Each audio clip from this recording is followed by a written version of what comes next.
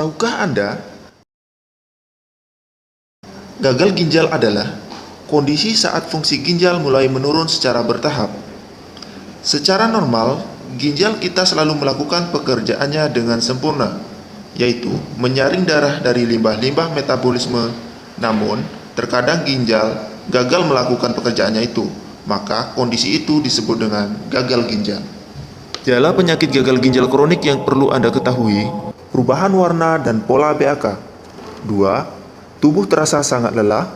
3. Terdapat penimbunan cairan di bagian tubuh tertentu, seperti tangan, kaki, dan perut. 4. Gatal dan muncul ruam kulit. 5. Mual, muntah, dan bau mulut. 6. Meriang. 7. Sulit bernapas. 8. Punggung atas terasa sakit. 9. Sakit kepala berat. 10. Sulit konsentrasi. 11. Susah tidur. 12. Terdapat busa dalam urin. 13. Kram otot. 14. Nafsu makan menurun. 15. Sekitar mata terdapat pembengkakan. Faktor risiko gagal ginjal ini diantaranya: yang pertama, usia. Yang kedua, jenis kelamin. Yang ketiga, DM atau diabetes mellitus atau kencing manis. Yang keempat, hipertensi atau tekanan darah tinggi. Yang kelima, merokok. Dan yang terakhir, penggunaan obat analgesik yang tidak sesuai dengan anjuran dokter. Cara membatasi cairan untuk pasien gagal ginjal. Pasien gagal ginjal diharapkan mengetahui berat badan kering, sehingga dapat memantau makanan dan minuman yang dikonsumsi serta pengeluaran buang air besar dan buang air kecil. Bahan makanan yang dianjurkan dan tidak dianjurkan. Apa saja makanan yang dianjurkan untuk penderita gagal ginjal?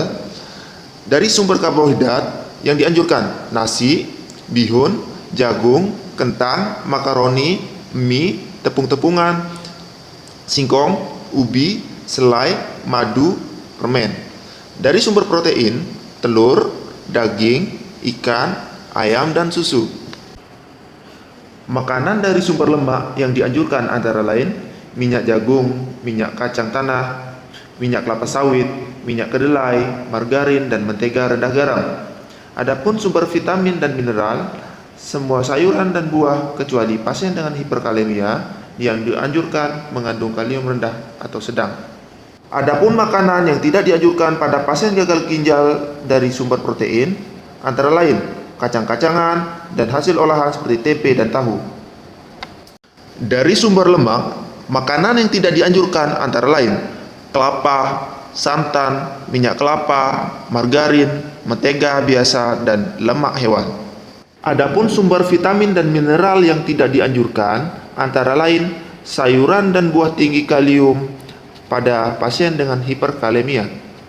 Pada saat Anda mengalami sesak, hal-hal apa saja yang perlu dilakukan? Pertama, lakukan posisi duduk tegak agak bungkuk ke depan dengan tangan berada di atas lutut. Selanjutnya, lakukan teknik relaksasi, salah satu contohnya dengan mendengarkan musik-musik klasik, musik-musik instrumental, mendengarkan murotal Al-Quran, dan nyanyian-nyanyian rohani. Ketika sesak napas masih berlangsung, maka konsumsi obat sesuai anjuran dokter. Insomnia atau susah tidur sering menjadi salah satu keluhan pasien-pasien yang mengalami gagal ginjal kronis. Maka, untuk mengatasi atau mengurangi hal-hal tersebut, penderita dapat melakukan terapi musik instrumen, menggunakan aromaterapi, mendengarkan murotal Al-Quran, atau nyanyian rohani sebelum tidur. Cara mengatasi kulit kering. Yang pertama, dengan mengkonsumsi omega 3, contohnya ikan laut, kacang-kacangan, telur ayam, telur bebek, sayur bayam, dan kangkung. Yang kedua, gunakan lotion yang sesuai dengan jenis kulit pasien yang tidak menyebabkan iritasi. Yang ketiga, diet protein dan diet garam.